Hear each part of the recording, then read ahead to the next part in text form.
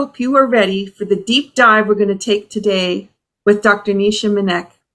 Nisha is an alumnus of the Mayo Clinic's Division of Rheumatology and an internationally recognized leader in integrative medicine. Nisha turned her scientific expertise to the singular question that vexes humanity, the nature of consciousness. And in her best-selling Bridging Science and Spirit, The Genius of WilliamATiller's Physics and the Promise of Informational Medicine, she presents evidence that human consciousness has the power to change our world. In her commitment to innovative approaches to health and wellness, she seeks to unify her work as a physician and scientist with spiritual inquiry and practice. A couple of fun facts about this amazing doctor and her desire to link science and spirituality. Related to consciousness and healing, Nisha moderated with the 14th Dalai Lama's visit to the Mayo Clinic in 2008, and she's a fellow of the American College of Physicians and the Royal College of Physicians of the United Kingdom. And a few more fun facts. She was born in Kenya, is an avid reader, a vegetarian cook, and a meditator. Her mantra is pray, eat, and exercise.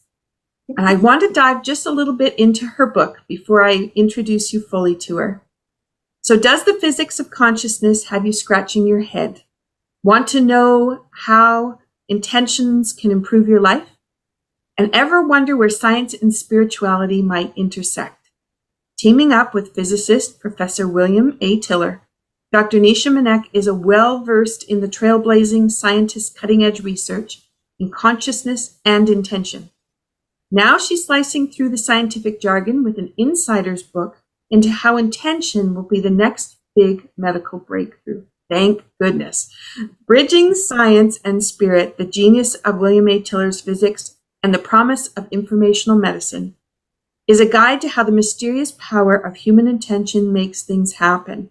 And if you like expert insights, complex scientific concepts explained in everyday language, and intellectually energizing material, then you're going to love Dr. Nishamanek's unprecedented resource. You're listening to Be Well with Michelle Greenwell. This is Season 2, lucky Episode 13, The Science of Intention with Dr. Nishamanek. Welcome, Nisha. I'm so glad we're finally able to gather and have this conversation. Michelle, it's a pleasure to be with you. And hello from California. Where it's sunny, beautiful. We have a snowstorm on the East Coast. You know, Michelle, I just heard, though, that the Groundhog Day was about 10 days ago. Mm-hmm. And when I see my patients on camera, I do telemedicine, they say the prairie dogs are out, which is spring is here. So woohoo for that. Yes. I've lived in Minnesota for many years, Michelle. So I was a witness, you might say, to below 50 temperatures for many weeks. And I learned something: layer up and take your vitamin D. That's right. And spring is always just around the corner. Yes. Before we dive in today, I always like to start with a cup of innovation. What have you got to share with everyone today? Well, your intention matters. Your intention to switch on Michelle's podcast and be present, that's intention at work. And it matters because that's going to change your life.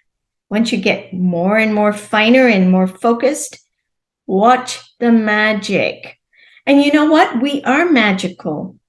Human beings, we're just a little slow and asleep, but Tiller's work really opened my eyes, and really it resurrected my whole love of science, because science was A plus B equals AB. And I thought, no, we want to go all the way to Z now. We're ready. We got to jump away from kindergarten. So if there's one message I want to ask your viewers and listeners is pay attention to your intentions, because it matters in your health, in your business, in your children, in your very life.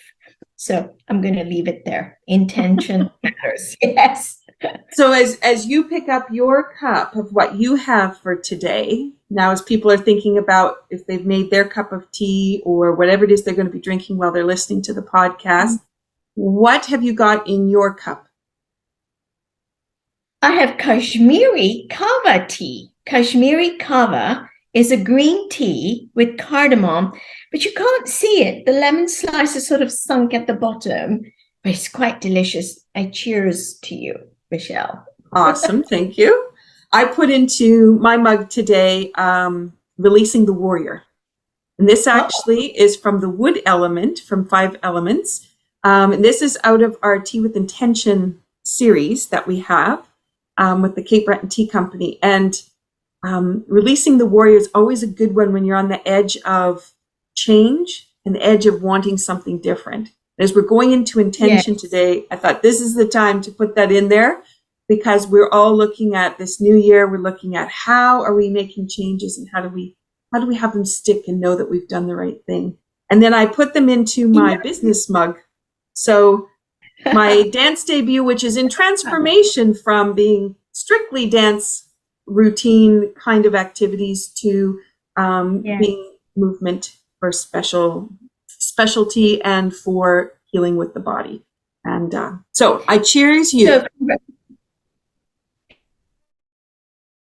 the really interesting point, for 3 years, we have together as a common human family witnessed something that defies even explanation. We will look back and say, first of all, what happened? Mm-hmm. And then we have emerged with, there are many different directions going on right now. And this is the time to be totally conscious. Because once a warrior is conscious, all power. Okay, no, I mean it. That means you have to have a singular focus, and just your cup of tea, the way you have said, yes, this too has importance in that intention, exactly right. And this is the time to do it, because we are moving into a very uncharted territory. I'll tell you, in medicine, it's very uncharted. There's lots of changes afoot, okay? And so now we all rise up to take our positions, to recreate something. You know, they say, bring back better. I'm saying, no, we, the human species, is rising up. Mm-hmm. And we're going to throw off many shackles, I call it, and really come into our own warrior state. Because ultimately, Michelle, you know, the biggest thing about humanity is this: we're actually loving things. We're loving beings. We care for each other. So whatever we may see out there, the fact that we feel something, I witness Turkey, I feel something. When I witness something else, I feel something. It's not just sympathy. It is, I feel the pain. That's human condition. We're not separate, you know. You're in Nova Scotia. I am in California, but boy, are we connected. Mm-hmm. Human family. And one thing I can tell you, and I'm going to mention WilliamATiller's science, he showed scientifically, you know, the word entanglement, right? Entanglement means things are connected to a different degree, but they are. And science has shown that. Physics certainly has looked at that. And it happens instantaneously. It's not the speed of light. It's even faster than that. Mm-hmm. Tiller showed that it isn't just true for microscopic world, the electrons and the photons, which is light. Human beings, macroscopic, giant things are connected. And it isn't phone lines. We're connected by the field, a field of consciousness. Consciousness isn't a thing. It's not in here. You know, we point to our heads when we talk about that. The amazing thing is consciousness is a field. It's not a thing. And the other thing I would just say on this topic of consciousness is it's not from your brain. It's not emanating from your brain. Your brain is important as a perceptual organ. you have perceptions, and you have a filing cabinet, very fancy, okay? We have memories and we categorize. That's part of our education and part of our growing upness, language and all that. So consciousness field, the brain is a filing cabinet and a perceptual tool. So if consciousness is everywhereness, not locked in space and time, wow. Okay, so we are connected. And that's what I would say, that we are feeling emotional beings, and we are connected to all events around the earth by our very nature of consciousness. Thank goodness, because that already opens up another aspect if we're connected. And that is the aspect of intention and prayer. Okay. Mm-hmm. People say, oh yeah, but how can grandma's prayer in Canada, in Nova Scotia, reach Nisha sitting in California? How does it know to reach you? How does it know this street address? How does it penetrate the walls of the home, right? Because we know distance healing works. Mm-hmm. And that's where the magic, again, is of consciousness, because we think, and I'm pointing to my head, yes, sorry, it's not here, but I'll tell you, consciousness is not electromagnetic. It doesn't go through a telephone wire and decay at the other end is white noise and static and all that. No. Subtle energies. We are composed of subtle energies. Those are subtle, but they're very powerful. They can bend steel like butter, okay? That's spoon bending. So subtle energies are not impeded by any physical blocks. Not your concrete and your wood and your glass, nothing. And it knows exactly Michelle Greenwell and where she is and what she needs. The power of that is unfathomable, really, if you really think about it. Because in science, we think you have to label, you measure, you classify, you dose. You take 2 Tylenol and call me tomorrow, right? We dose. Yes. But all bets are off when you think about consciousness and intention. And so I'm going to just stop there because there's such a richness here. And that really shifted me as a physician and how I think of healing, how I think of wellness and the body's, so-called labels of disease. So I'll just stop there and let you just jump in, okay? And you can jump in anytime because I like talking. I was thinking about, as people try to wrap their heads around this concept, that even you already sense it when you meet someone and immediately you click with that person and both of your energies get so excited about what you're talking about. And that's that connection. And yes. We don't always think about that because we're just kind of thinking that was our day. But no, that's where that full connection is. And when we have that ability to just let it freely go, rather than sometimes our head's full of something, we're not really connected to where we are in space and time, and we're wrapped up in getting tasks done or something, and then we don't connect with people the same way. We don't get that same feeling that comes back, and so that's a different kind of energetic connection. Yes, so human Homo sapiens is different that way. I mean, you can look at all the animal kingdom. The pinnacle of existence of biology is Homo sapiens, because I can talk to down and I can write a book, okay? And I can have the creativity, which is intention. Intention is actually a process of creation.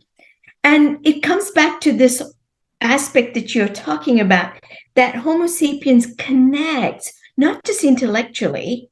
What you're really talking about is we're connecting through the heart. The heart is a magnetic organ. It is the source, actually, of intelligence. It is the heart that tells your brain what to do and what to think. People say your deepest wishes and what's in your heart's desire. And we think, let me think about this. The conscious mind cannot get there. It won't get there. What you want to do is deep into your heart. Just close your eyes, take a few deep breaths. I teach this to my patients, by the way. Now go into your heart and rest. Rest. We're so busy. Oh, no. Rest. And you know what they'll do, Michelle? When I tell them, close your eyes, you have all the time in the world. I'm not going anywhere. I'm right here with you. You're my focus. We're together as a team. We have a relationship, a patient, and in this case, doctor relationship. One is not superior, inferior, okay? We are on the same, we're explorers in this journey of life. And this is what happens when I say, allow your eyes to close. I'm going to breathe with you. And you know what they do? And I didn't say for you to open your eyes yet. So we're not used to having the permission. Just close, rest. You're going to get your answers and all of your medicines and all of your things done. You just rest. Because once you go into the heart and you give it permission, it will give you nuggets that unlock your wellness. I can guarantee you. I guarantee you. And when patients do that faithfully, they get information and energy sources that even their body just absolutely sits up. Okay, they sit up, their eyes are shinier, and I go, okay, there's the new original face. I call it new, but it's really their original. Instead of, I'm in pain and all of this is going on, which it is going on. We're not ignoring it. We're simply saying, okay, it's there. Now just rest into your heart, for it holds the answers. And if you give it meaning, you can dump it. Be aware of that. A lot of people say, oh, but I can't go to Mount Kilimanjaro and climb. That's it. I go, oh, wait, just a moment. What did you just say? Mount Kilimanjaro, you want to go there? Yes, doctor. Okay. So we go there for a few minutes. We want to know and explore, what does this mean? What does this longing really mean to you? And how does it make you feel? How does it make you feel even in your body right now? Because we can go there. Our mind and consciousness is that powerful. You can be in Mount Kilimanjaro right now, right? We know that. So why don't we do this in medicine, right? But the way I think of information medicine is much, much more. We're really, Michelle, smashing every conceivable boundary in medicine. In medicine, we think you have to go to a brick and mortar office. You have to wait in the waiting room. You're pretty reasonable. You have your insurance card. You have 15 minutes with the doctor who barely looks at you, by the way. Hello. They might know your name. Then you're very, very lucky. Here's your blood test. See you in 3 months, okay? I'm saying what Tiller is showing is that human consciousness is a field. There's no boundaries. It can penetrate the physical abode that you're in. Now, if you have a focused intention to heal someone, what does that do? If I had an intention, which I have done this, by the way, I had a patient who had really serious arthritis, and he was suffering. I mean, we had thrown the kitchen sink at the guy, okay? Neurology, pain management, rehabilitation, orthopedics, it went on and on and on, even biofeed. No, it was just not working. And I had left this academic career and really wanted to look at my first foray, because you think, what is a physician doing in physics? Has she lost her marbles? I mean, what? Have you lost your marbles, Nisha? My family thought I'd lost my marbles, but I hadn't, because I knew there is a clue in this words, human biofield. But what is that? What is that? Because that's energy. If you want to know energy, you got to do physics, okay? You got to, because in medicine, energy is food. kilocalories Right. and you got to Mm-hmm. eat your food. Okay, that is not what I'm talking about. Mm-hmm. And so when I got the window or the opportunity and the door open to study with Tiller, I went for it. There was no doubt in my mind. And he has shown that human intention is a power. Okay, it is absolutely power. The problem is when we have doubts and we go here and then we go here and then we go here and we're not making up our minds. Mm-hmm. So how do you even make up your mind? What do you even know that you want? Because I know what happens at the bedside when I do this. Let's dip into your heart and what gives you meaning here. And it's, really, doctor? Yes, we have time. I want you to do this. Just go there. Let's stay there for a few moments. And what comes up?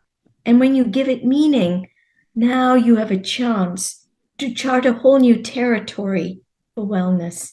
And that is not just physical, it's mental, it's emotional. And now we're also touching the spiritual because that has deep meaning for you. Divine is never separate from you. What gives you love is divinity speaking. We don't talk like that in medicine. God forbid we pray at the bedside, but that's what I think we should go there. Actually, I go there. I go there all the time. Yeah. Mm-hmm. Well, even as you were saying it too, I'm hoping that the listeners got the same, because as you were saying it, I could feel that buzz, that lightness that starts to come into the tissue. And in Tai Chi, we would say the chi is flowing, but some people might feel it as lightness. And that awareness of that lightness, it's already transforming. So even when you're suggesting in a conversation, find your heart space, you already set the intention. And all people have to do is respond. But then they have that choice. They might choose not to respond because they don't want to go there, don't even know how to go there, or they can respond. And so for me, it was an instant, you were just taking me on the journey. And it's like, yeah. And someone's listening to me. Somebody's paying attention. And they have, for a few moments, said they will be here beside me, which is lovely. Yeah. Yes, like I said, we are loving beings. We are meant to connect. And in the last 3 years, we witnessed something quite unprecedented. We dare not hug grandma. Come on, look at what we've done. And we have to reverse all that. And we will. We will. We are very creative beings. But you mentioned something that was so important, Michelle. And in a sense, it was a foray into this area of Qigong and Tai Chi. So I'm in this big academic medical center, it was the Mayo Clinic, and the chairman of integrative medicine said, "You really love Qigong. Why don't you write a book chapter on this textbook?" I said, "Oh, now wait a second. I'm not a master healer. Yes, I like it. But there was a separate chapter on Tai Chi. Qigong is its own unique discipline. Okay. That's right. Qigong is really the foundational, it's more meditative. And so I said, okay, I will do it. Because when you commit to do an academic book chapter, that means all your weekends are gone, all your evenings are out the window. You have to do the best you can. And I was worried, Michelle. I was worried about this. And that is how much research is in Qigong anyway. Because when you think medicine, I told you it's A plus B equals AB. What is Qigong? What is subtle energies? Where are these channels anyway? Where are these super highways? Because I'll tell you, medical education there is a gap. There is a deficiency. Why? How? If I take myself back to University of Glasgow in Scotland, I was so dedicated. Honestly, I was so dedicated. I didn't know Latin, but by golly, I was going to memorize that body's anatomy. So you dissect the muscles, the bones, the nerves, and you memorize, where are the energy channels? Where do they exist? In medicine, it's only real if you can see it and measure it and weigh it and take its temperature and use its color and put his the pathology under the slide? There is nothing like that in energy. That's the difficulty. You can already see the second difficulty when I took up this book chapter, Michelle, is this. My world is reading medical journals. I read journals. And what does it cover mostly? I would say nearly 100% in rheumatology, chemicals, new drugs. There's nothing about subtle energies. And yet I knew this is a clue. We have to go there. The third thing, where would I find these journals that really go into Qigong? There's not much. But I did take on that book chapter, and this is what I did discover, even in the limitations I was grappling with. First of all, Qigong has some research. It's limited. It's in children's learning, and boy, do they do well if they do some Qigong exercises and a short meditation in school. All the way to asthma, better bones, osteoporosis, better diabetes control, weight loss, calmer mind. If you're depressed, do some Qigong. It'll balance your brain and its biochemical imbalances. So I was very, very happy, but I was not satisfied. Because it's one thing to gather all these randomized controlled trials, but the whole design is wrong. I told you it defies description. Yeah. Okay.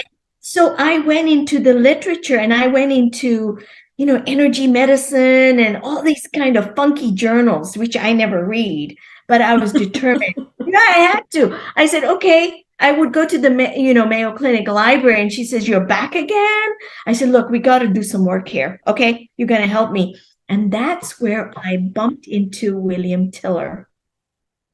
He had written some papers in medical journals. Thank God. A physicist writing for medicine is unheard of, but he had. And he had written one very seminal paper, 1993, What Are Subtle Energies? The title. I went, oh my God, that's it, And there were other references, and he's full of equations and terminology. And I thought, oh man, I don't understand this. But here's the thing. Just like you felt something as I was speaking about the heart, I'm reading this paper, reads like a lab manual, and I felt something. And I thought, I gave it meaning. I went, this is not fake. I need to contact this man. I put this, it's in the book chapter. It was showing up as a reference, a couple of his papers, and I proceeded to contact him. He had left Stanford by then. It was in 2006 or something like that. And he had moved to Arizona. He was still doing research. He had spent most of his career at Stanford University. He's an engineer, okay? He has a mathematical, excellent mind in the linear science. I call it linear. You do A plus B equals AB, that kind of a world. He knew it. But here's the difference with Tiller, Michelle. And when you get a teacher like that, you say yes. You say yes. You do not hesitate. You say, I want to be under your wing. Mm-hmm. For 30 years, plus actually, Tiller had a meditation practice. He meditated for an hour every day. He read the Psalms every day. So he was a spiritual adept and had the excellence in science. They were not separate. In his life, they both informed how he lived his life, how he showed up in life, how he connected with other humans. For example, I come along, and if I had a question about an equation, he'd be totally present, would answer me about energy and subtle energies. And if I had a spiritual crisis, Dr. Tiller, this is happening to me, he'd be right there and answer you. There was no difference for him. You could be in the intellectual world or you could be in the heart world. They were both the same for him. And that was very unusual because when I took these kinds of questions to other colleagues, They looked puzzled, like, why bother with that? We cannot brush things under the rug.